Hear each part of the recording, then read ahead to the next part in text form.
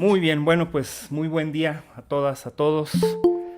Muchas gracias por el interés de las charlas de física educativa.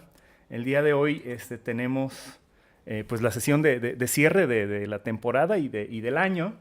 Y tenemos un tema más que interesante relacionado con la filosofía de la ciencia. Y tenemos pues invitada de lujo, compañera de la Universidad de Guadalajara, del Centro Universitario de Ciencias Sociales y Humanidades, la doctora Nayeli Hernández Cornejo. Y pues como soy muy malo presentando gente, mejor pasamos directamente a la exposición del tema. Nayeli, muchas gracias en verdad por aceptar la invitación. Y pues adelante, el micrófono es tuyo y te escuchamos. Perfecto, muchísimas gracias. No, pues al contrario, muchas gracias a los organizadores del seminario, a CUSEI ¿no? Bueno, en particular a ti. Y lo que, bueno, les quiero contar un poquito, hacer un panorama general sobre, como dice el título de la charla, qué es lo que hace un filósofo de la ciencia. Yo, bueno, en particular nada más diré que estudié física y luego me especialicé en el posgrado en filosofía de la ciencia, ¿no? Y entonces lo que voy a hacer es como ir de lo general a lo particular.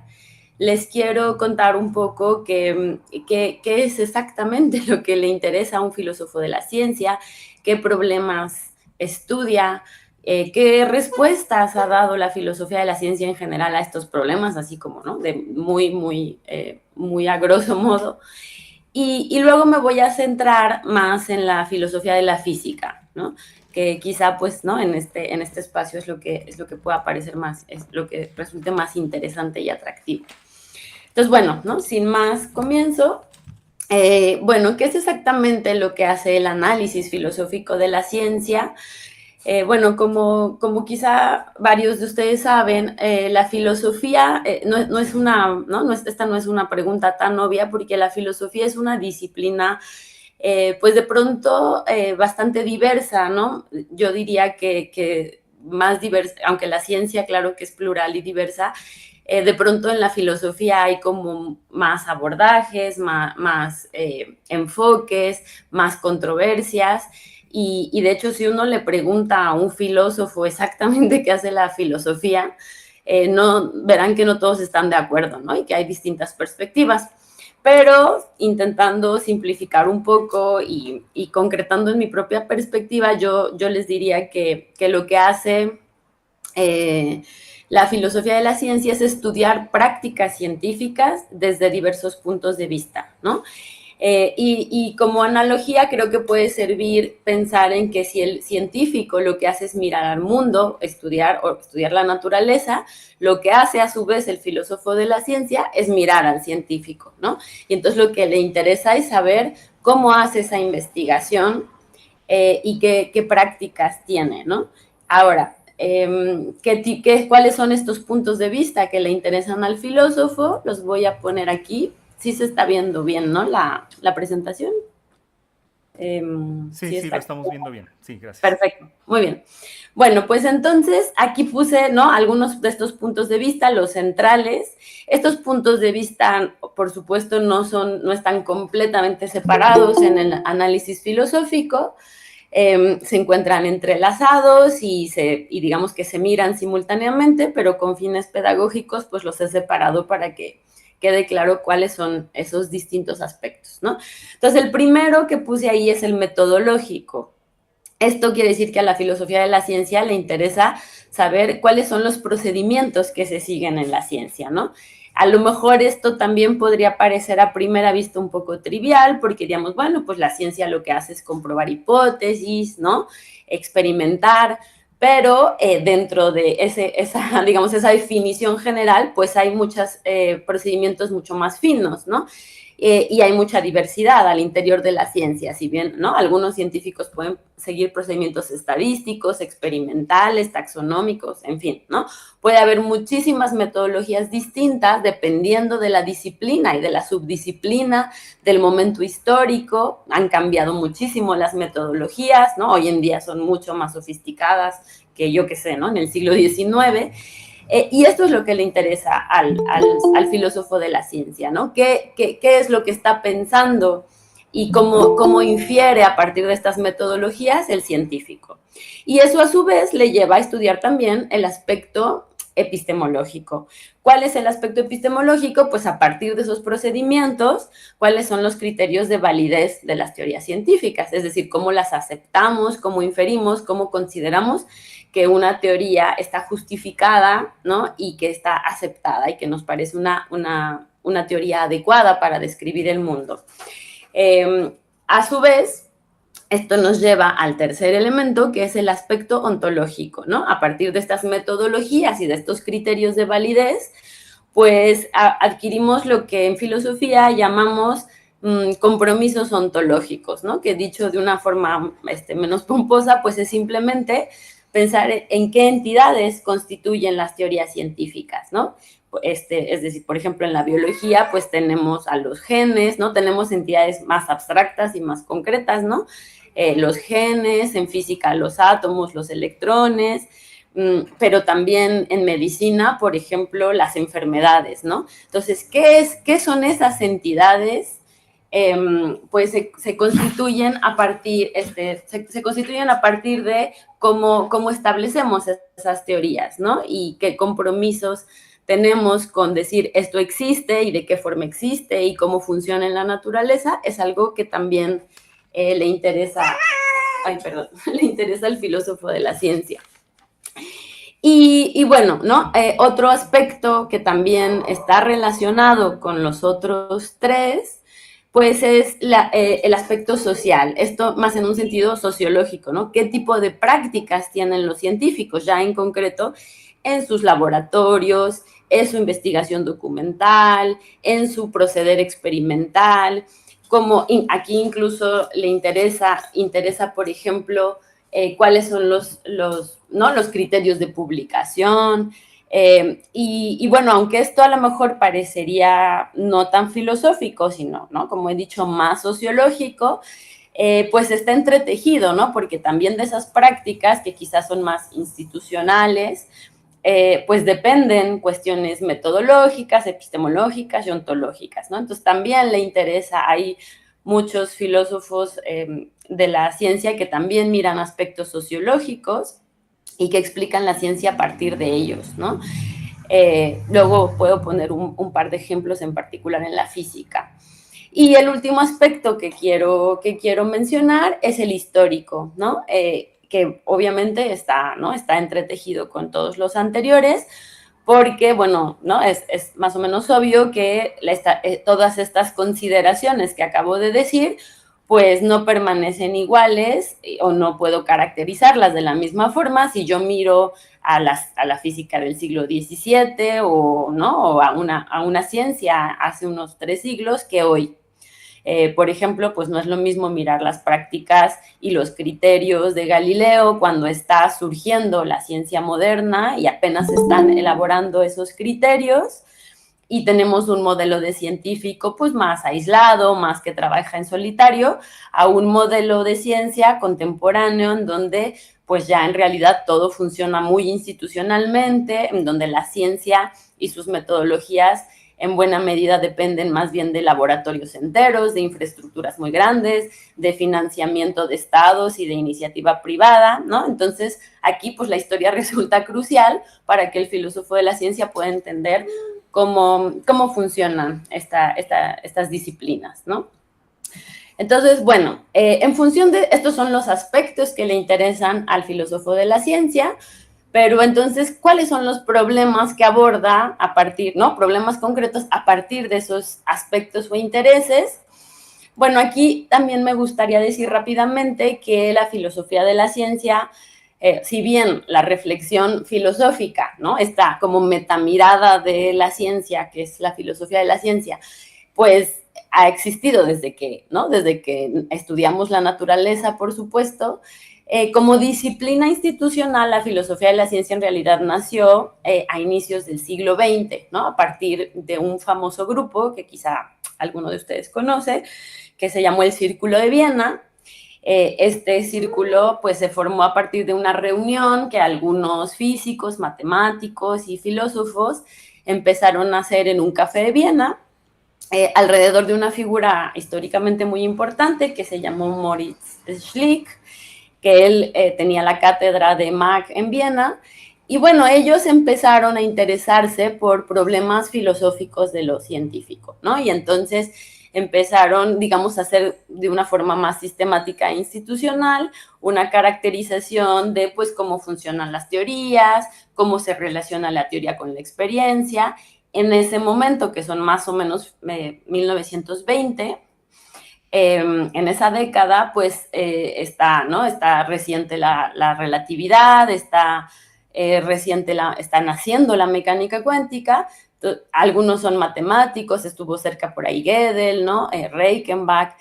Y entonces ellos, en parte porque son matemáticos y físicos, varios de ellos, pues empiezan a interesarse, sobre todo por estudiar la física. Entonces sí diría que en ese nacimiento institucional de la filosofía de la ciencia, la física es un protagonista, no solo porque ellos, parte de ellos como fundadores son físicos y matemáticos, sino también porque el éxito de la física, ¿no? Desde Newton y desde antes, hace que se considere pues como el modelo de lo que es ser científico. Esto va a cambiar con el tiempo, pero en ese momento se considera ese modelo, se considera, digamos, el prototipo de ciencia exitosa o ciencia madura, le dicen algunos. Y entonces vamos a ver que en los primeros modelos que hay de filosofía de la ciencia, la física pues es el protagonista, ¿no? Y casi todos los ejemplos y los estudios que hay son de física en un inicio. Esto luego va a cambiar y se va a diversificar, ¿no? Y entonces lo primero que hacen estos filósofos es como intentar hacer modelos generales de cambio científico. Es decir, queremos saber cómo cambia en general la ciencia, qué significa la verificación, ¿no? Cómo es que las teorías transitan de una a otra. Y aquí se hicieron varios modelos, ¿no? El del positivismo lógico fue el de la verificación, que es bastante, ¿no? Bastante famoso. Luego está Popper, que también es muy famoso en la filosofía de la ciencia, y él hace un modelo de falsación. Y luego, en la segunda mitad del siglo XX, viene un cambio muy importante a partir de un físico que luego, bueno, se hace historiador y filósofo de la ciencia, que es Thomas Kuhn, que es también famosísimo, ¿no? Y que escribe este libro que se llama La estructura de las revoluciones científicas, y que es un libro que en realidad ha trascendido el ámbito de la filosofía de la ciencia, ¿no? La estudian filósofos, sociólogos, historiadores. Y lo interesante de Kuhn es que él introduce el elemento de la historia para estudiar estos modelos de cambio, ¿no? Entonces él no, en el caso del Círculo de Viena, pues se centran más en solamente pensar en abstracto las teorías con el mundo, ¿no? Pero aquí Kuhn dice, no, hay que ver las prácticas y hay que ver lo que pasó históricamente. Y entonces genera este concepto de paradigmas y usa la metáfora de la revolución política para dar cuenta de qué pasa en el cambio científico y genera este otro concepto de revolución científica, ¿no?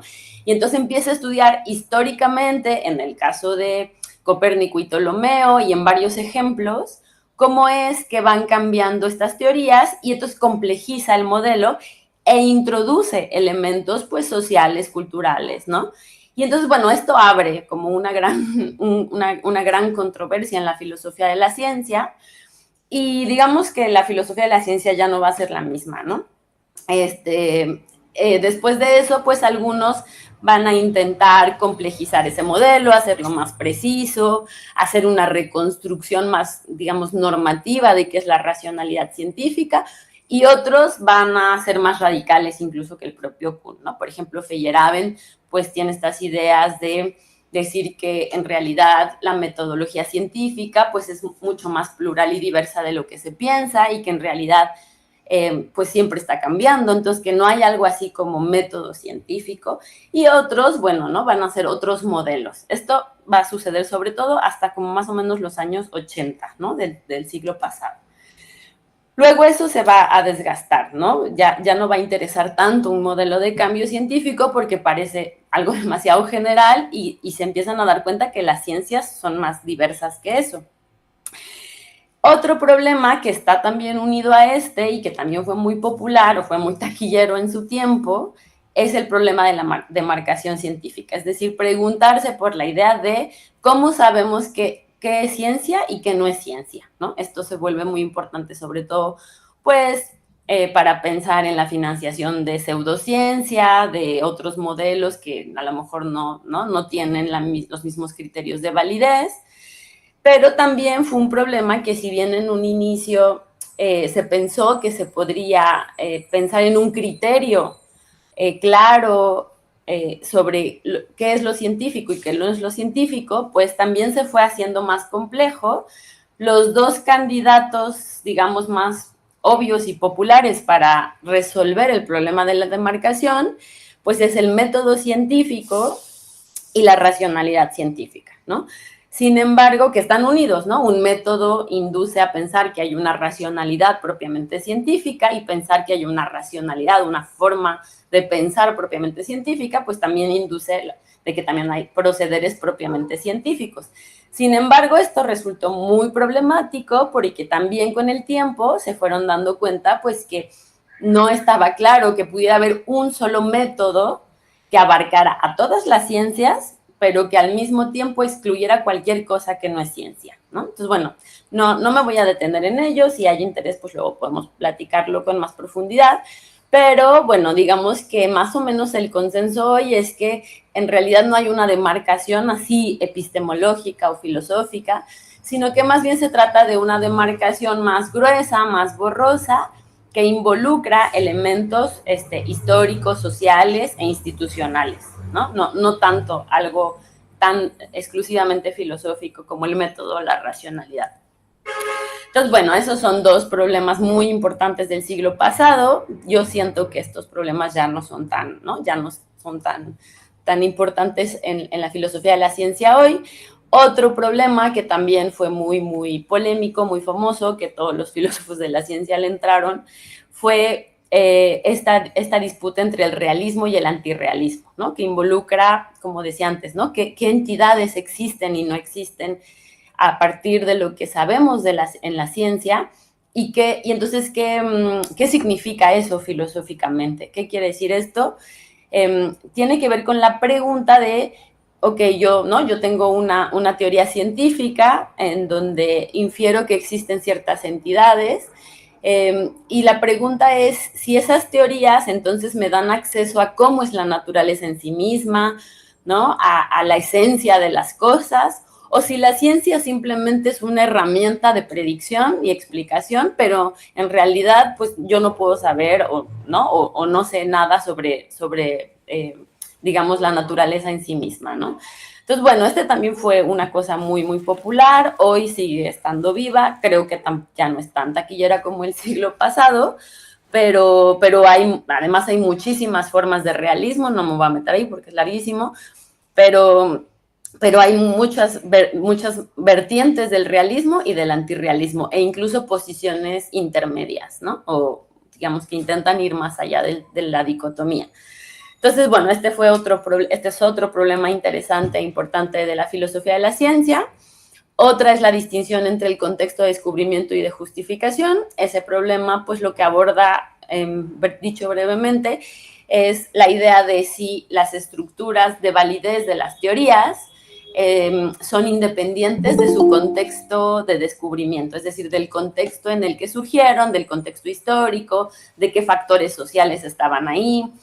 En un primer momento, también con los positivistas lógicos, Reichenbach, Popper, intentaron defender que estos dos contextos eran separables. Y bueno, cada vez ha habido más desarrollos que más bien apoyan la perspectiva de que sobre todo hay momentos en los que estos contextos no se pueden distinguir, y por lo tanto la estructura de justificación de una teoría pues a veces está condicionada o es indiscernible de su descubrimiento, ¿no? Podemos después también, si quieren, platicar de eso, si hay interés. Otro elemento que ya va entrando en perspectivas más contemporáneas es, y como cosas más particulares que a lo mejor estos problemas generales que he mencionado, es pensar en los elementos que determinan el desarrollo científico, ¿no? Y aquí hay dos grandes elementos que podemos distinguir. Los elementos epistémicos, ¿cuáles son estos elementos? Quizá es una palabra que no todos están familiarizadas con ella, pero los elementos epistémicos son como elementos que están directamente relacionados con el conocimiento, ¿no? Por ejemplo, en la ciencia, pues la predicción, ¿no? La predicción, la explicación, la economía en una teoría, esos son elementos que son epistémicos. Y entonces podemos estudiar en el desarrollo científico cómo juegan y cómo entran en juego y cómo intervienen esos elementos para el desarrollo científico. Pero también hay elementos no epistémicos, es decir, también pueden importar cosas que no son estrictamente de conocimiento para el desarrollo de las teorías. Y aquí pues podríamos pensar en algún factor cultural, político, social, etcétera. Y entonces, bueno, pues cada vez digamos que los filósofos de la ciencia se han enfocado en estudiar estos elementos en el desarrollo de una teoría en particular o de una disciplina en particular y cómo entran en juego, ¿no? Este es otro problema que ya, digamos que sí ya es más común encontrarlo, sobre todo en una disciplina en particular. Y por lo tanto, pues también le interesa a la filosofía de la ciencia qué elementos culturales, sociales, metafísicos, políticos condicionan los argumentos de las teorías científicas, ¿no? Es decir, a lo mejor yo tengo mi estructura de validez y mis predicciones, pero si estudio finamente la teoría me doy cuenta que hay otros elementos que entran en juego para que pueda ser válida o para que pueda funcionar esa teoría, ¿no? Y finalmente, bueno, ¿no? Una cosa que hoy es muy popular también, que quizá el siglo pasado no lo era, es la relación de las ciencias con otras ciencias o con el resto de la cultura. Es decir, pues hoy en día es muy obvio, ¿no? Cuáles son los efectos que la ciencia y la tecnología tienen en nuestras vidas, buenas y malas, ¿no? Cómo resuelve problemas, pero también genera otros, la inteligencia artificial, toda la tecnología, cómo nos apropiamos de los conceptos de las ciencias, por ejemplo, ¿no? No sé, han visto cómo la mecánica cuántica hoy se usa, ¿no? En cosas, yo qué sé, de autoayuda y tal.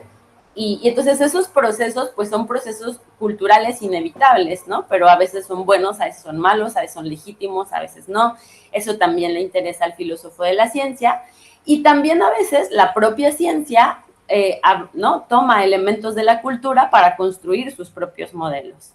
Entonces estas relaciones o entre diferentes ciencias o entre ciencia y cultura también son del interés, ¿no? O qué elementos políticos puede haber hoy, por ejemplo, con el feminismo, ¿no? En algunas disciplinas puede haber elementos que influyen en cómo se constituyen las teorías, etcétera.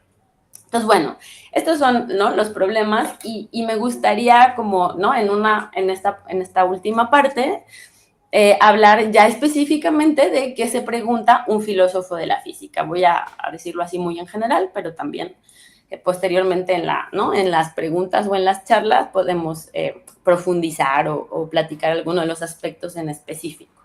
También si algo no se entiende o cualquier cosa, me pueden interrumpir, ¿eh? No hay problema. Y entonces, bueno, ¿qué se pregunta ya un filósofo de la física? Bueno, en primer lugar, una pregunta que hay ahí es ¿cuál es el fin de la física, ¿no? ¿Cuál es el propósito de la física? Que si bien a lo mejor también puede parecer una pregunta obvia y trivial, si ustedes preguntan a sus profesores de física o a los investigadores, verán que no lo es, ¿no? Que en realidad pues hay bastante diversidad y cada quien tiene una posición más o menos fina de qué hace la física. Unos dirán, bueno, pues simplemente predecir y controlar, otros dirán encontrar la estructura de la naturaleza, yo qué sé, ¿no? Y entonces esto también le interesa al filósofo, ¿no? Establecer o estudiar cuál es el fin de la física o qué es lo que se propone, cómo cambian las teorías físicas, ¿no? En particular, ¿no? Ya más allá de la ciencia en general, cómo es que las teorías físicas han cambiado, como decía antes, ¿no? No es lo mismo estudiar cómo se cambió de Ptolomeo a Copérnico, ¿no? A cómo se cambió de la física clásica a la relatividad, etcétera. Y todos estos elementos de cómo se hacen esas transiciones, pues le interesan al filósofo de la física. También le interesan cómo cambian los métodos, ¿no? Porque, de nuevo, ¿no? Los métodos, por un lado, no han sido los mismos a lo largo de la historia, ¿no? Los métodos que tenemos en el siglo XVII, en el siglo XIX y hoy en física son muy distintos. Las metodologías hoy son súper sofisticadas, ¿no? Y son muy mediadas, ¿no? Por un montón de, digamos, de capas de teorías y de prácticas. Pero también son muy diversas al interior de la propia física, ¿no? No es lo mismo lo que hace un físico de partículas que lo que hace un cosmólogo, ¿no? Entonces, al filósofo también le interesa esta diversidad de metodologías y qué es lo que me dice del mundo cada una de estas metodologías, ¿no? Porque cómo es que infiere cada una de estas áreas sobre qué hay en el mundo, qué problemas pueden tener esas metodologías, qué supuestos tienen. Y entonces, por lo tanto, le interesa al filósofo de la física profundizar en qué significa en alguna de estas disciplinas verificar una teoría, qué es la evidencia, ¿no? A lo mejor evidencia es una palabra ya como muy normalizada, que se usa en un contexto práctico, pero al filósofo le interesa saber exactamente qué quiere decir, por ejemplo, en la detección de ondas gravitacionales, cuál es la evidencia ¿no? de que ahí hay una onda gravitacional, de un agujero negro, cuál es la evidencia de un agujero negro, que será distinta a la evidencia en otras disciplinas, ¿no? Entonces, esto también, ¿no? Es muy interesante para el filósofo de la física. Otra posibilidad es el estudio de los conceptos físicos, ¿no? Que esto, bueno, sobre todo en la física contemporánea, ¿no? Digamos, de la relatividad para acá, la mecánica cuántica y las teorías más contemporáneas, bueno, e incluso desde el siglo XIX, la formalización y el hecho de que las teorías físicas se hayan vuelto tan abstractas, también ha hecho que de pronto los conceptos físicos están supeditados a su matematización, ¿no? O sea, tienen una expresión formal, pero luego no necesariamente eso te da una claridad en qué es el concepto, ¿no? Qué es la entropía exactamente, qué es la energía, ¿no? Ya por ahí Feynman lo problematizaba, qué es el tiempo, qué es el espacio. Eso en términos conceptuales de pronto, pues, ¿no? La física a veces en una actitud más pragmática de querer articular la teoría y hacer predicciones y aplicaciones, pues no se detiene tanto. Y entonces al filósofo de la física, pues le interesa saber profundizar en qué son esos conceptos, ¿no? También le interesa qué elementos determinan la interpretación de una teoría. Esto se vuelve también muy evidente, sobre todo a partir del siglo XX, con la mecánica cuántica, que tiene varias interpretaciones, pero también la relatividad, que tiene varios asuntos interpretativos ahí. Es decir, ¿qué elementos hacen que, por ejemplo, ¿no? Bohr piense que la mecánica cuántica está completa y Einstein piense que está incompleta, ¿no? Entonces ahí es una misma teoría, una misma estructura formal, pero dos interpretaciones completamente distintas. ¿Y de dónde vienen esas interpretaciones? Es un asunto filosófico y pues es lo que le interesa, ¿no? Al filósofo de la física. Digo, no solamente, ¿no? Pero también. Y otro, ¿no? Otro elemento, pues es qué elementos determinan, como lo dije en términos generales de la ciencia, qué elementos determinan en física el surgimiento, la aceptación de una teoría, ¿no? Cómo cambiamos de una a otra, por qué se acepta, ¿no? Evidentemente las predicciones, las explicaciones, pero ¿cómo se determina? Por ejemplo, puede haber momentos en donde dos modelos sean empíricamente equivalentes, ¿no? Hagan las mismas predicciones. Y entonces al filósofo de la física le interesa decir, bueno, si las dos tienen las mismas predicciones, ¿por qué los físicos se decantan por A o por B, ¿no? Y estudiar esos elementos es parte de su interés. Y, bueno, igual como hablé del realismo, pues en física también, ¿no? Si estas entidades científicas existen, sobre todo también en la física contemporánea, que es lo mismo, ¿no? Es súper abstracta y que, bueno, hablar de un electrón o hablar de un agujero negro, pues no es así como ver caminar a mi gato, ¿no? Sino que tiene que ver con un montón de inferencias que me permiten hablar del electrón y que me permiten hablar del agujero negro. Pues también se pregunta sobre en qué medida puedo decir que existen esas entidades científicas. Es algo, ¿no? Como incontrovertible, es algo de lo que no se duda, o de qué depende que yo diga que existe el positrón, que existe el quark, ¿no? Todas estas consideraciones también son como muy interesantes para un filósofo de la física. Y bueno, para cerrar rapidísimo, que no me quiero tardar tanto, voy a mencionar algunos ejemplos para que a lo mejor esto se pueda aterrizar y concretar, ¿no? en ejemplos claros, o que son clásicos o que tienen que ver con el trabajo que yo he hecho, ¿no? Entonces, los voy a decir muy rápido y también, ¿no? Si hay interés, podemos luego platicar de ellos.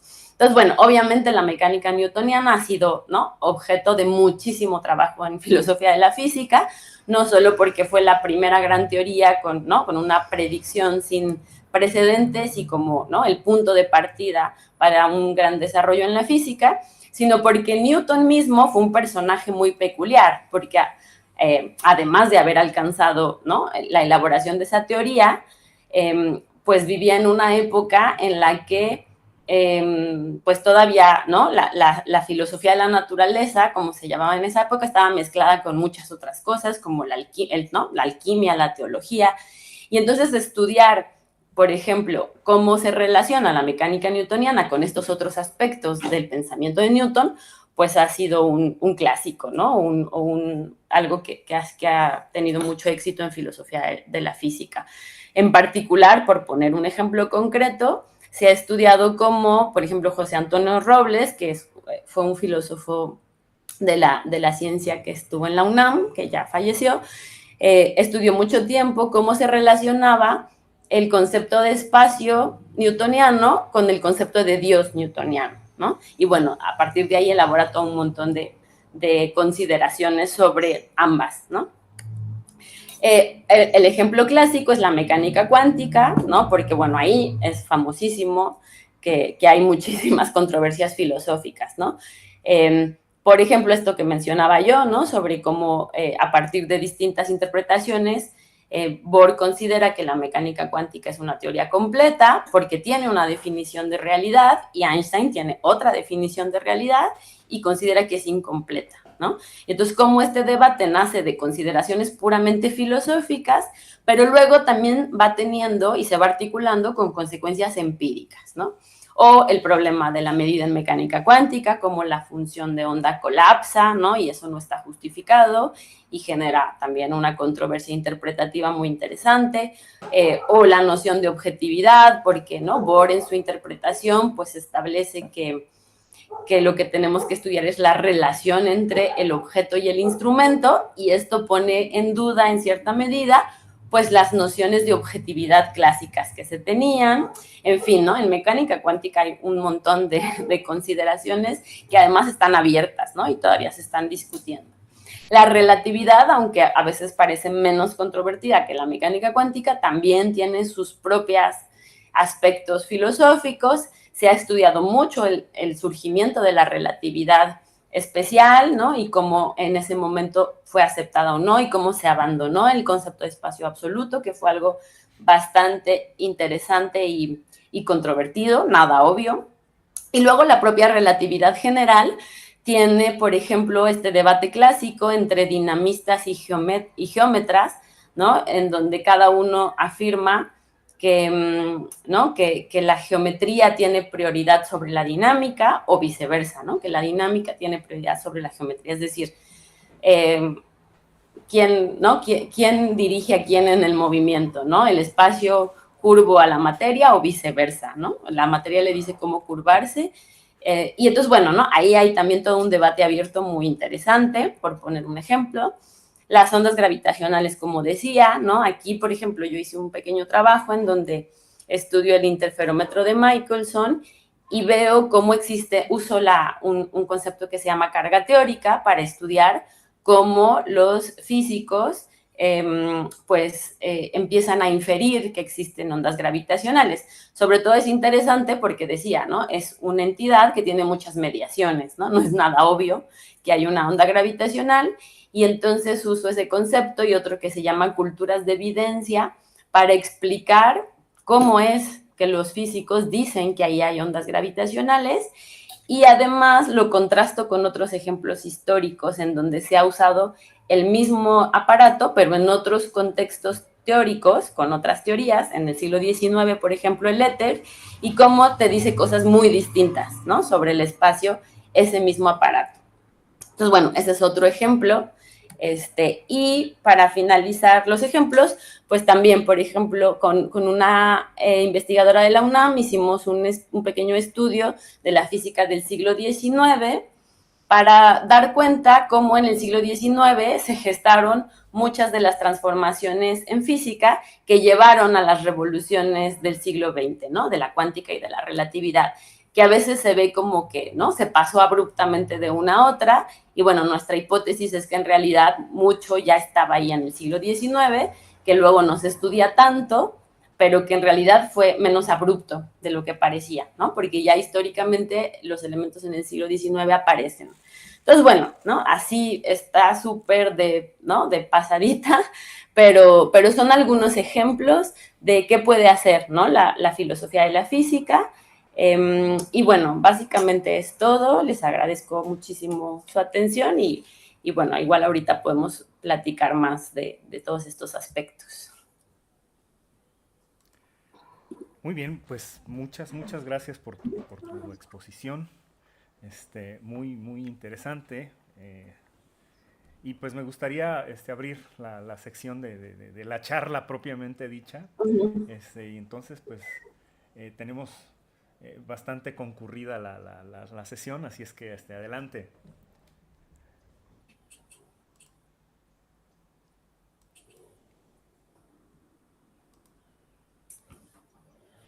¿Alguien por aquí? ¿Algún comentario? ¿Alguna pregunta? Ricardo Abdiel, adelante, Abdiel. ¿Qué tal? Mucho gusto. Hola. Una pregunta.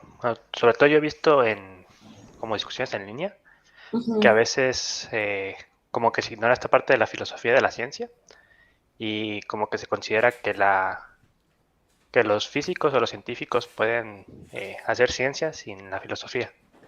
No sé si ha visto como estas discusiones y qué es lo que piensa al respecto o qué se podría hacer como para fomentarla. Pues mira, yo diría que depende, ¿no? Sí es cierto que de pronto la relación entre filosofía y ciencia no es tan cándida, ¿no? De los dos lados, ¿no? A veces es como que uno quiere ser normativo del otro, ¿no? Y bueno, esto es como una cosa del recelo de pronto de que cada quien quiere ¿no? Su disciplina. Yo te diría que, o sea, que no siempre el físico necesita, o sea, que efectivamente en muchos periodos, pues el científico no necesita el filósofo porque tiene sus criterios, tiene sus formas de proceder y pues él sigue, ¿no? Y no necesita de pronto, depende del problema, pero en muchos problemas no necesita reflexionar sobre todas estas cosas que he dicho. Pero también es cierto que hay momentos y hay problemas específicos en donde sí hace falta, ¿no? El ejemplo clásico es que les decía de la transición a la mecánica cuántica, ¿no? Tan fue importante que los propios físicos, a pesar de que pues, no eran filósofos profesionales, pues tuvieron que ponerse a pensar, ¿no? Sobre el lenguaje, sobre la realidad, sobre la objetividad, todas estas cosas que son, ¿no? Como más tema de los filósofos, pues los propios físicos tuvieron que pensarlo porque en ese momento hacía falta, ¿no? Generar una interpretación, porque estaba la estructura matemática, pero decían, ¿pero qué es lo que nos dice realmente todo el mundo? ¿No? No estaba clara esa relación. Eso es lo que pasa con la física del siglo XX sobre todo, que tienes estas estructuras formales, pero luego también pasó, ¿no? Con las ondas gravitacionales, con los agujeros negros, no era claro que esas cosas existían. Entonces, ahí en esos problemas o en esos momentos históricos, pues sí, la filosofía se vuelve inevitable, ¿no? Pero no diría que en todo momento es necesaria para el científico. Bien, muchas gracias. No sé, ¿alguien más? ¿Alguien más? Si no, pues comienzo con mis Creo intervenciones. que Ah, muy bien, muy bien. sí hay alguien levantando la mano. Paul Alberto, adelante. Se salvaron. Hola, buenas tardes. Hola. Este, hablando sobre biotecnología, ¿cuáles son como hacia qué lado se carga como la filosofía como más filosofía de la biología, química, no sé? Y Ujú. también ¿cuáles son los problemas que le atañen pues a los que lo estudian pues? Ujú. Pues mira, yo te diría que ahora hay filosofía de cualquier ciencia, ¿no? Hay filosofía de la biología, filosofía de la medicina, filosofía de la química. No te diré que domino, ¿no? Todos los problemas de esas disciplinas, porque yo no estoy tan, ¿no? tan metida en ellas, pero sí, por ejemplo, hay muchos problemas muy interesantes en biología, respecto, por ejemplo, de la biología molecular y toda la genética desarrollada. Ahí ha habido un montón de estudios de cómo la genética surgió a partir de un modelo que imitaba la física y que era reduccionista, pero que también estaba pues como vinculado en un contexto social eugenésico, conservador, ¿no? Y bueno, cómo eso se desarrolló, ¿no? De distintas formas.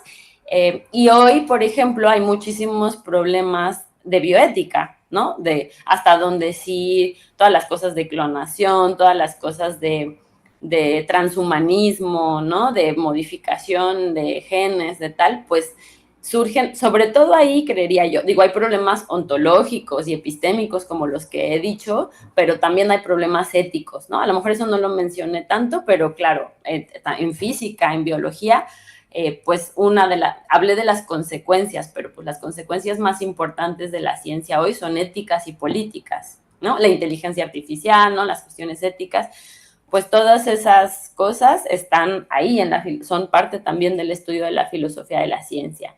Entonces, eso, en medicina también, ¿no? ¿Qué es una enfermedad? ¿Cuáles son los elementos que entran en juego éticos y políticos, ¿no? Cuando se hace medicina, cuestiones de raza, ¿no? Cuestiones epistemológicas sobre, por ejemplo, esto que decía de la evidencia, ¿no? Esto está muy cuestionado en medicina y sobre todo en psiquiatría, por ejemplo. ¿Qué quiere decir exactamente en medicina la evidencia de algo, ¿no? Y esto también está súper controvertido y ¿no? Hay muchas perspectivas que hoy, por ejemplo, ese modelo de medicina que se desarrolló durante las últimas, 30, 40 años, pues parece que no ha sido tan eficiente como parece y tiene algunas malas consecuencias, entonces la han cuestionado bastante. Entonces, bueno, esos son algunos ejemplos, ¿no? La verdad de química no estoy al día, no te podría decir como qué tipo de problemas abordan o cuáles son las perspectivas, pero suele haber, o sea, en cada problema suele haber bastantes posiciones, ¿no? Puede haber unas predominantes y tal, pero difícilmente, digamos, está completamente cerrado. Pero bueno, esos son algunos ejemplos de estas disciplinas. No sé si a lo mejor tienes interés en alguna en específico, pero son algunos ejemplos. La verdad de otras, pues habría que pensar. Gracias. De nada. Adelante, Mario. Hola, ¿qué tal? Buenos días, soy Mario Rodríguez y yo quiero hacer una pregunta muy particular, pero antes me gustaría como contextualizarla, y es que pues actualmente vivimos tiempos, ¿no?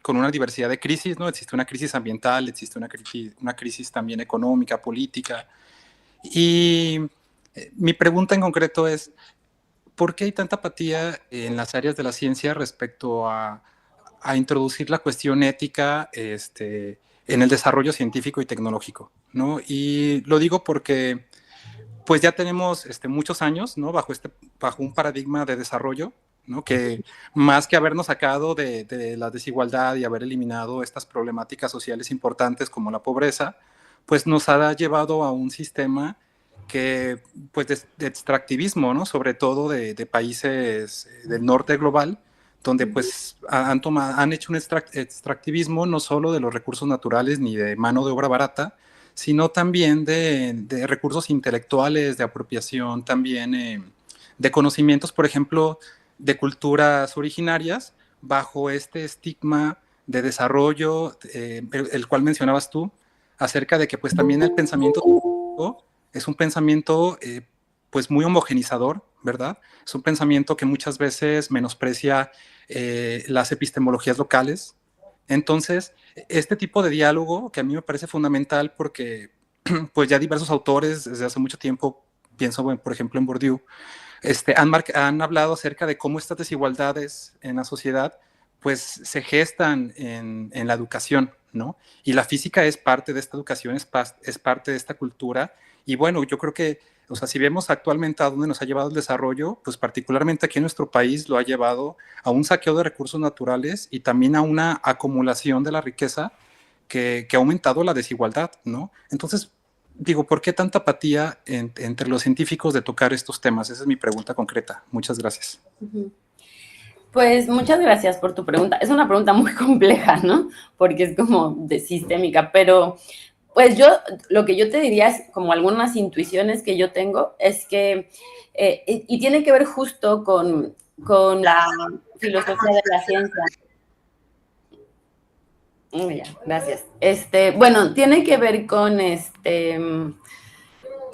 algunas, yo creo que tiene que ver con la propia tradición, es decir, justo apenas hasta hace unas décadas, como les decía, ¿no? El análisis filosófico de la ciencia ha mostrado cómo la ciencia está culturalmente condicionada y cómo está relacionada con estos elementos que tú dices, ¿no? Cómo está relacionada con la estructura económica, con la estructura política, cómo no está separada ¿no? de sus consecuencias éticas. Y creo que esto es algo que como apenas lleva un tiempo desarrollándose, o sea, como que un poco la lectura cultural y filosófica que se dio después de que surgiera la ciencia moderna, es que la ciencia moderna era neutra, ¿no? Neutra políticamente, neutra éticamente, o sea, la ciencia describía la naturaleza y generaba, digamos, herramientas técnicas. Y luego ya tú cómo usaras esas herramientas o cómo, ¿no? Cómo eso se relacionaba con la cultura, era como cosa que no era ¿no? No es cosa de los científicos, sino que la ciencia hacía su chamba, que era encontrar, digamos, la verdadera estructura de la naturaleza, y luego ya lo otro, si se aplicaba bien o mal, no es una responsabilidad científica. Creo que un poco somos resultado de esa tradición, ¿no? Por muchas cuestiones complejas, no necesariamente todas malas, ¿no? La secularización en la modernidad y tal generó que esa fuera como la lectura cultural de la ciencia. Entonces creo que eso de pronto hizo que el sentido común o ¿no? la intuición del científico sea esa, ¿no? Que él no tiene esa responsabilidad. Y entonces que por eso a lo mejor apenas algunos están interesándose en estas consecuencias indeseables del desarrollo científico, tecnológico y cómo está unido, ¿no? Al desarrollo del capitalismo y tal. Pero creo que pues también en parte es trabajo justo de la filosofía de la ciencia, pues ir como cambiando esa intuición o esa visión que hemos heredado y bueno, que se vea justo, ¿no? La ciencia como una práctica cultural que está inmersa en un contexto y como tú dices, ¿no? Que ese contexto pues tiene consecuencias y esas consecuencias pues pueden ser pueden ser fatales, ¿no? Pueden ser fatales, ¿no? Muchas gracias. De nada. Va a volver a mandar, pero ya no lo aceptamos. Muy No bien, sé muy si bien, ya. muchas gracias. Muchas gracias, ahí parte del show. Bien, ¿alguien más? ¿Alguien más? Comentarios, preguntas.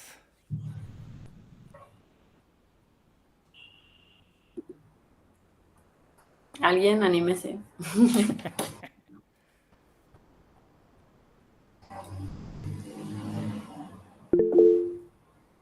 Abdiel, adelante. ¿Qué tal? Ya de nuevo. Otra pregunta que me surgió es que hablaba como que uno de los problemas que tenía antes era que como saber qué considerar ciencia y qué no.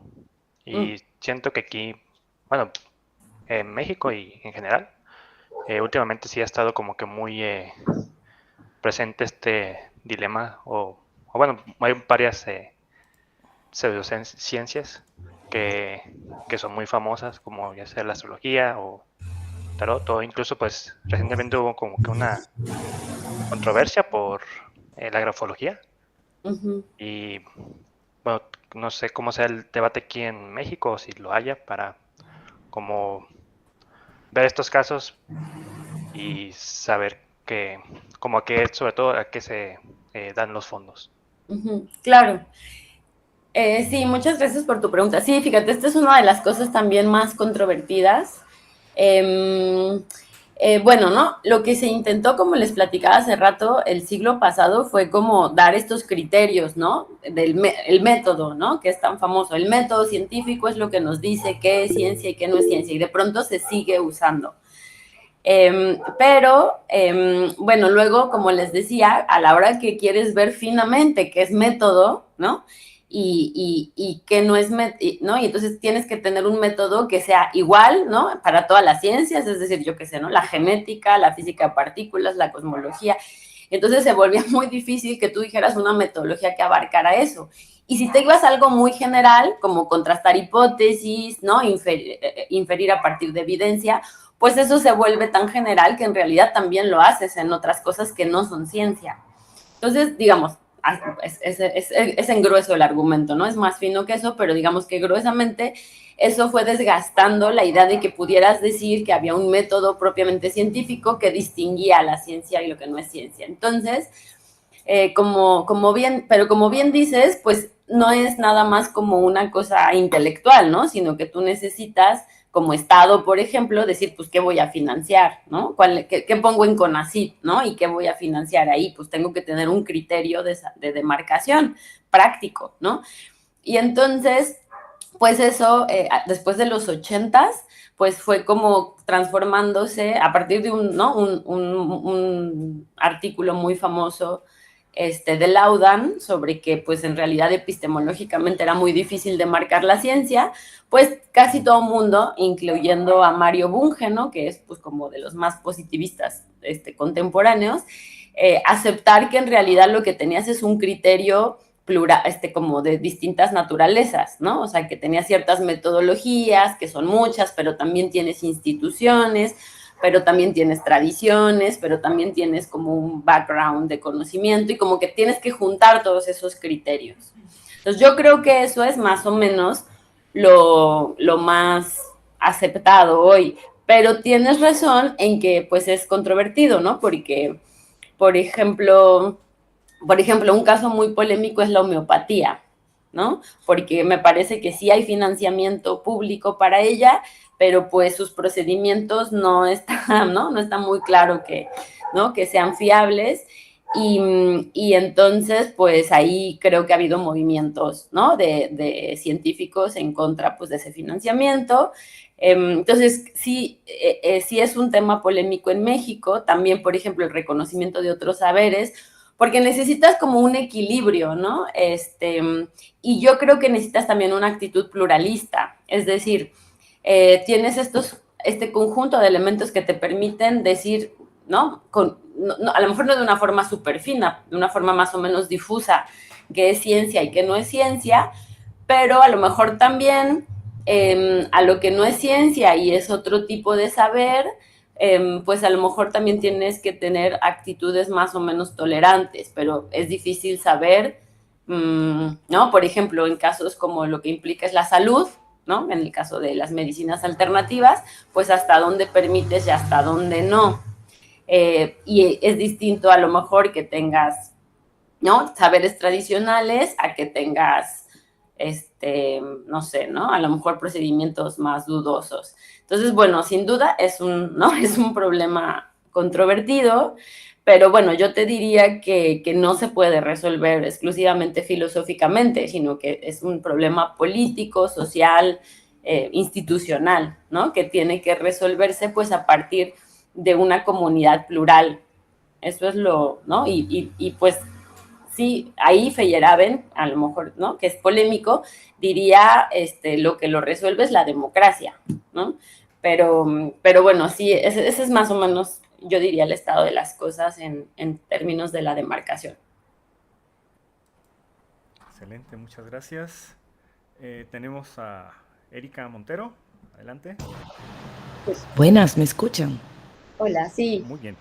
Excelente ponencia, doctora Nayeli. Muchas gracias. Sí, nosotros, por ejemplo, en mi caso, yo soy de la República Dominicana y en nuestra academia estamos insertando diversas nuevas áreas de investigación. Una de estas que estamos tratando como insertar en la filosofía de la física. Entonces, nosotros tenemos 3 décadas trabajando las áreas clásicas de la física, como ciencias de materiales, la física nuclear, etcétera. ¿Cómo ha sido esa inserción para ustedes de la filosofía de la física en un mundo en donde solamente se veía como estos temas clásicos y que los físicos vean que tengan algo como totalmente, como un poquito alejado a lo que es normal de ver en el día a día en los programas de posgrado?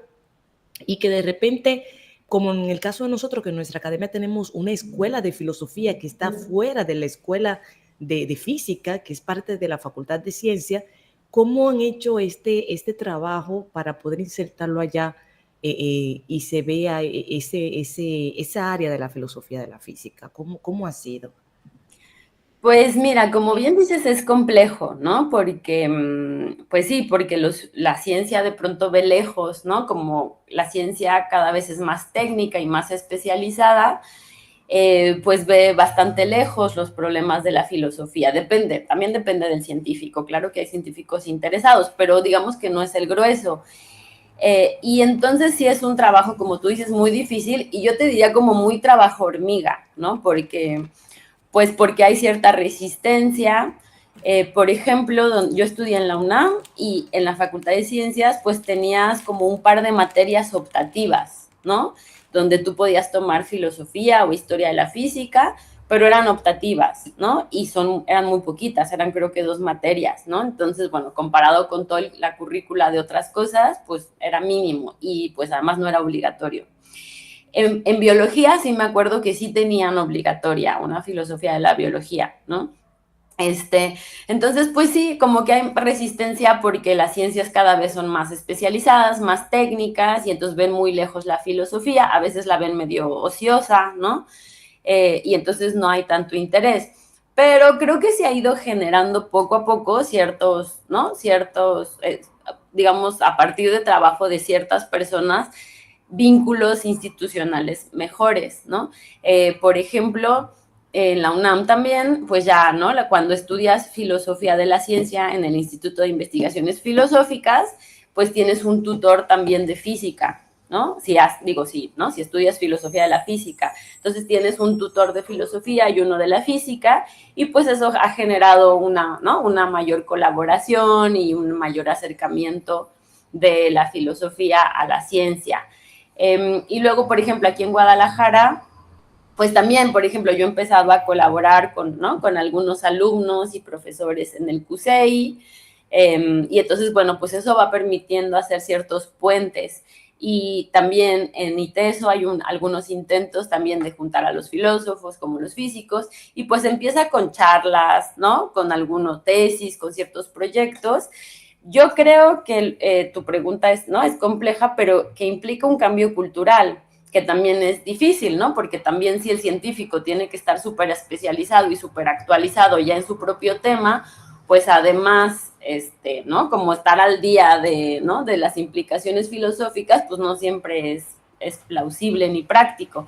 Pero creo que poco a poco se pueden dar como vínculos institucionales, pues para ir superando, ¿no? Esa cosa que además pasó, o sea, que fue algo que pasó en todo en el siglo XX, esta idea de la profesionalización y la especialización, pues hizo de forma natural que cada quien mirara por cotos más chiquitos y fuera como medio, ¿no? Medio receloso de ese coto y no hacía acercar a otros, ¿no? Como su dominio. Y Sí. creo que como tú dices, ¿no? Y como decía Mario, todas las implicaciones que ha tenido la ciencia hoy en nuestras vidas y, ¿no? Parte de ellas problemáticas, nos está obligando hoy a replantearnos eso. Eso pensaría. Sí, realmente ha pasado de esta manera, o sea, porque los grupos que tenemos establecidos han hecho sus maestrías o doctorado en estas áreas de ciencias de los materiales y demás, y son súper celosos, como acaba de indicar, que para ellos solamente existe eso. Entonces nos ha pasado, pero ya estamos yendo en esa ruta de incentivar en otras áreas de la física, porque hay que ir renovando, hay que ir modernizándose, adaptándose a las nuevas exigencias que tenemos a nivel internacional. Doctora Nayeli, agradeceríamos por lo menos si nos pudiera compartir su contacto, su correo electrónico, por ejemplo, para si tenemos alguna inquietud poder consultarle. Sí, claro, lo pongo aquí en el chat. Muchas gracias. De nada. Sí, completamente de acuerdo. Además, bueno, también pasa en los filósofos, o sea, es como algo que les pasó a todas las profesiones, ¿no? También los filósofos de pronto no creas, ¿no? O sea, pues si combinabas con historia o con sociología o con otra cosa, de pronto también ellos eran recelosos de ¿no? De su dominio, ¿no? Eso no es. Entonces, bueno, yo creo que el estado del conocimiento contemporáneo nos está empujando a que cambiemos esa actitud, ¿no? Porque pues ahora hay que abordar las cosas de manera interdisciplinar, ¿no? Ahí vienen los celos, doctora Nayeli. Por ejemplo, ¿a quién le tocaría impartir la filosofía de la física? ¿A la escuela de física o a la escuela de filosofía? Vienen los temas de debates y wow, es enorme realmente. Y hemos pasado por algo parecido en este año. Claro. Gracias, doctora. Muy amable. Muchas gracias. Aprovecho este último comentario para meter mi cuchara y hacer el símil o hacer la comparación aquí con un debate que tenemos precisamente a dónde pertenece la física educativa, si es a la física o a la educación. Es un debate similar. Nosotros asumimos que pertenecemos, que somos un área de la física, pero pues de cualquier manera está la discusión ahí. Muchas gracias, Erika, Nayeli. ¿Alguien más? ¿Algo más? Échenle, se está poniendo sabroso.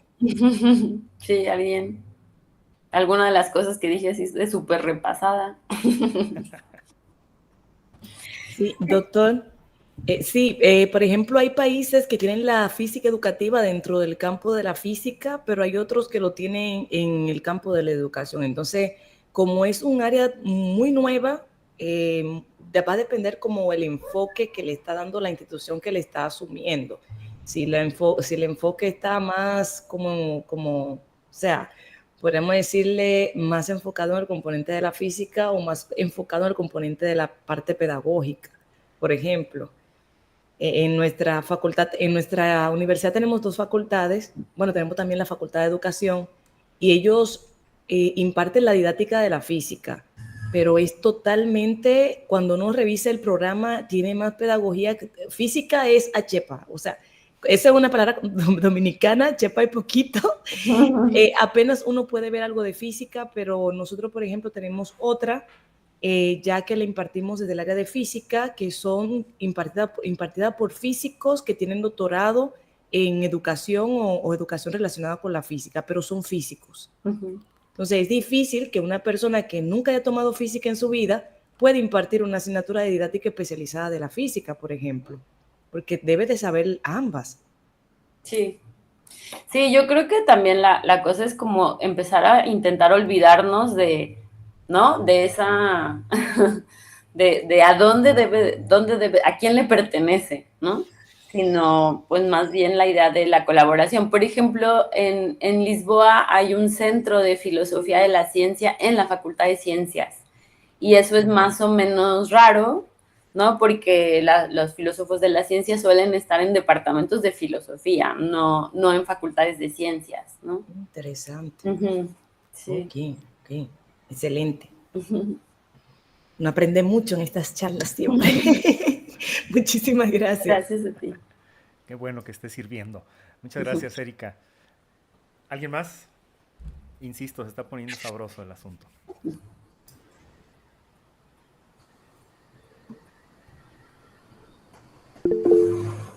Aprovechen, compañeros, que esto no se ve todos los días. Ahí hay creo que 2 manitas levantadas. Mario Alberto y Edith. Mario Alberto, vamos con Mario Alberto, adelante.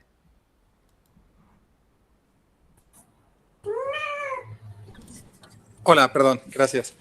Yo el comentario que quería hacer, abonando a lo que decía también la compañera en un momento antes, era también justo pues resaltar el papel de la pedagogía, ¿no? En esta cuestión de la enseñanza de la física, porque creo también que dentro del rastre que ha llevado la física, este rastre histórico, a lo mejor enfocado únicamente en la metodología, ha sido el creer que la física es como la reina de las ciencias y que el que es físico entonces lo sabe todo y que todas las ciencias están subordinadas a la física, que particularmente es algo que abunda mucho en la Universidad de Guadalajara, ¿no? Lo digo por la experiencia que yo tuve como estudiante. Y en realidad cuando uno se mete a ver la pedagogía ve que es un mundo de ciencia, de estudios, una herencia incluso cultural, ¿no? Social, de tanto peso, y uno hace retrospectiva y se da cuenta de que es un grave error orillar a la pedagogía o ver a la pedagogía únicamente como una serie de técnicas para aprender cosas, ¿no? Cuando en realidad, o sea, pensando en Paulo Freire, pues es una manera de liberar a los pueblos la educación, ¿no? Y entonces, a resaltar, sí, es una cuestión ideológica y política, ¿no? Entonces yo creo que la importancia de darle la importancia que tiene a la pedagogía, y no nada más como una herramienta metodológica, sino como una cuestión también crítica. Y también de un diálogo continuo, ¿no? Porque también pienso mucho en las violencias que se dan en las academias de ciencias, ¿no? Y no particularmente en las de ciencias físicas, sino en general en los posgrados. Gracias a Dios, últimamente ha habido muchas voces que se han levantado ante estas violencias que se dan, violencias de género, violencias de raza, y estos abusos de poder, ¿no? Que creo que todos aquí conocemos. Entonces, creo que esa es la parte muy importante de la filosofía, la filosofía como una herramienta de análisis, de liberación, de sobrepasar estos lastres que se siguen llevando, ¿no? Desde hace tanto tiempo, ¿no? Gracias. Sí, Gracias. claro, completamente de acuerdo. Perdón, me interrumpí. Nayeli, adelante. No, digo que completamente de acuerdo, ¿no? Y que bueno, además, como bien dices, sí, también yo me acuerdo, por ejemplo, ¿no? De que cuando yo estudiaba física, pues de pronto sí les pedían a los investigadores que tuvieran como cierto entrenamiento pedagógico, pues para su labor docente, y había muchas resistencias, ¿no? Y de pronto, pues sí, o sea, podían ser muy buenos investigadores, pero sí les hacía falta, ¿no? Un poquito de técnica pedagógica para llegar a los alumnos. Entonces, pues completamente de acuerdo con lo que dices. Muchas gracias. Sí, definitivamente algo que alcanzo a rescatar del comentario de Mario, y que tú misma, Nayeli, lo comentaste anteriormente, que es la importancia del contexto social, cultural, el contexto histórico incluso. En esta cuestión yo me voy del lado de la enseñanza de la física, pero pues eso impacta precisamente en el análisis, en la reflexión filosófica que se tiene precisamente de los trabajos que se están haciendo. Edith Velázquez, adelante. Perdona ahí la tardanza. No, sin problema. Justo estaba pensando en un tema que me llamó mucho la atención de la exposición de Nayeli, porque lo repitió varias veces y tiene que ver con la obviedad. Ella decía como hay cosas que no son, o sea, parecen que hay preguntas que parecen obvias, pero en realidad no son nada obvias. Y yo me iba a ir por el lado de cómo, pues no sé, justamente para hacer un poco más obvias ciertas cosas, se utilizan metáforas para comprender sí, mejorar la comprensión de ciertos avances en la ciencia. Pero ahora con lo que han estado mencionando, lo que dice Mario y los comentarios anteriores, me preguntaba si precisamente esa ilusión de obviedad, ¿no? De que lo científico, el discurso científico está de alguna manera blindado, ¿no? Contra las pues, ambigüedades, no lleva precisamente a estas violencias o a estas pues estructuras más bien como calcificadas, como duras, que asumen que tienen ya una interpretación pues hecha, lista, evidente y que es la que se debe de seguir.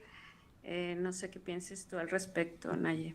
Muchas gracias. Sí, pues mira, está complejo, pero sí, sí es un asunto complejo, pero sí diría que tienes razón que hay una conexión entre esto que yo decía, ¿no? Cómo se estructura la ciencia históricamente, en particular la física, como la ciencia exitosa, ¿no? La que ha alcanzado niveles de predicción indiscutibles, ¿no? Entonces, este éxito, digamos que es interesante pensar, o sea, cómo se establece o qué ethos científico construye ese éxito, ¿no? Y sí tiene, como decía Mario, sí tiene razón en que pues de pronto lo que se piensa es que la física es la reina de las ciencias, aunque ¿no? Hoy en día pues la filosofía de la ciencia ya también ha puesto en duda eso, en realidad pues en una visión más plural, en donde lo que haces es tienes distintos objetos de distintas naturalezas, ¿no? Con distintas metodologías y no necesariamente una cosa jerarquizada.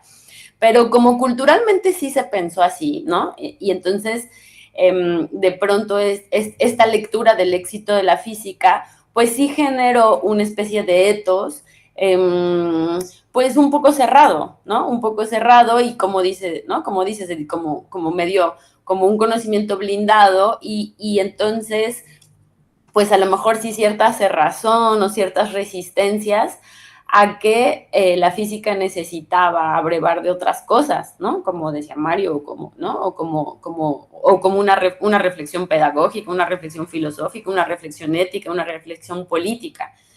Entonces sí creo que es en parte una herencia cultural, ¿no? Que compleja, tampoco creo que sea del todo criticable, pues, o sea, eso ayudó a ciertas cosas ¿no? A lo largo de la historia, pero sí tuvo, creo que estos inconvenientes, ¿no? Dicho así de forma muy gruesa, ¿no? Gracias por el comentario.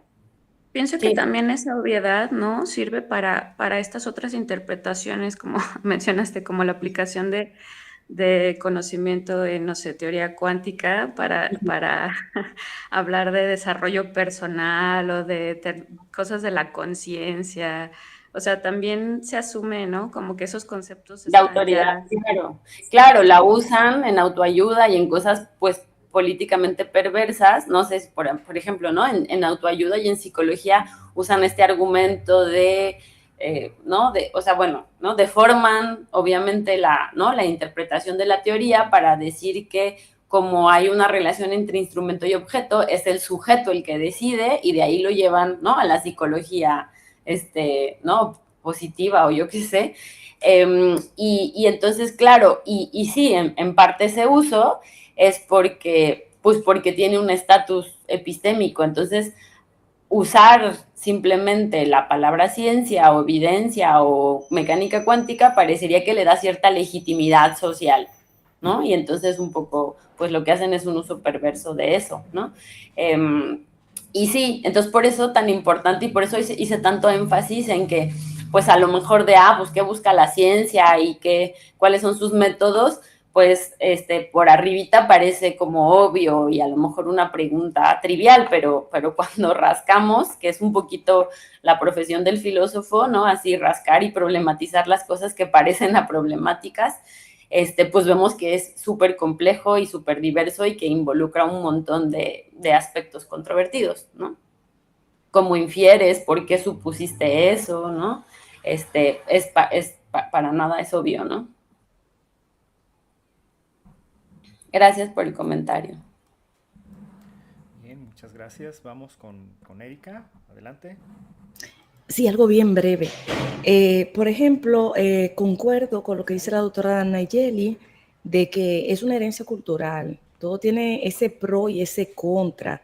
Por ejemplo, hubo una época aquí en la República Dominicana que los pedagogos decían que podían enseñar cualquier área, cualquier asignatura. Y hay un error en pensar de esa manera. Hay un error. Yo no puedo poner, por ejemplo, o creer que el hecho de que un pedagogo diga, ok, hay una corriente pedagógica que dice que porque yo conozca todos los temas de educación, puedo introducirme a la enseñanza de la mecánica cuántica, del electromagnetismo, de la física del estado sólido. No, eso no es cierto. Entonces, sí hay un problema generalizado a nivel mundial con las ciencias puras, porque se cree también de que una persona que haga un doctorado en ciencias de los materiales o una de estas áreas ya sabe enseñar, y no es cierto también. Entonces nosotros en nuestro país tenemos ese inconveniente, que traen personas, hacen su licenciatura en física, maestría en física, doctorado en física, y al llegar dicen, no, esta persona está calificada para ser docente de física en una institución. Pero son las principales quejas que tenemos de los estudiantes, de estas personas que no toman ni siquiera un pequeño curso de pedagogía, porque no saben cómo transmitir ese conocimiento. Y, por ejemplo, en el caso de las ciencias naturales o ciencias exactas, son de las ciencias, como podríamos decir, a nivel mundial, más estandarizadas que existen. ¿Por qué? Porque un concepto, por ejemplo, yo hablo de las leyes de Newton, es el mismo en cualquier parte del mundo, no cambian. Así las demás leyes, pero cuando me voy a la parte pedagógica, por ejemplo, al hablar de un enfoque por competencia o de una estructura en educación o de una metodología de aprendizaje, puede variar según el autor que escribe el libro. No es muy estable. Entonces, esos son detalles que tienen su pro y su contra en cada una de las áreas, tanto de las áreas de las ciencias naturales como en las áreas de las ciencias de educación. Considero que son componentes que debemos de ir, como dijo la doctora Nayeli, buscándole esa forma, qué cosas positivas tienen cada una de las partes y nosotros ir haciendo como ese muñeco, podríamos decir. Sacar las cosas positivas. Gracias, doctora. No, a ti.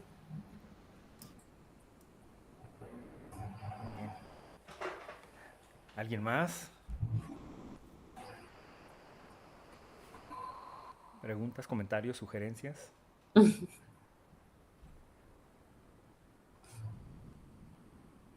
Parece que no, y no creo que sea por falta de interés del tema. Pues si no hay más, yo creo que vamos cerrando por aquí. Nayeli, muchísimas gracias, en verdad. Fue una charla por demás interesante, amena. Y muchas gracias, Erika. Muchas gracias a todos y a todas. Quisiera dejar abierta la invitación, Nayeli, para próximas interacciones, próximos eventos, a lo mejor aquí mismo en el seminario. En verdad, ha sido un placer y pues agradezco a todas, a todos, los compañeros que estén observando y los posibles compañeros que estén observando la retransmisión, la grabación. Agradezco en verdad a nombre de mis compañeras Liliana y María Elena, y a nombre del Departamento de Física y del CUSEI, pues les agradezco a todas, a todos. Cerramos transmisión, pues nos estamos viendo en la próxima temporada. Si les interesa, pues estaríamos ya cuando tengamos ya el programita, publicando por ahí invitaciones y demás. Nayeli, ¿algo más que quieras agregar? Perdón. No, pues solamente al contrario, agradecer que se abran estos espacios, ¿no? Y como justo, ¿no? En esta relación de las disciplinas. Y bueno, un gusto. Y sí, cuando quieran, podemos hablar de temas más específicos, de, ¿no? Algunos ejemplos. Estoy a su disposición. Muchísimas gracias. Bueno, pues nos despedimos de YouTube, y aquí pues ponemos la pantallita de salida. Muchísimas gracias, nos estamos viendo en el futuro. Chao.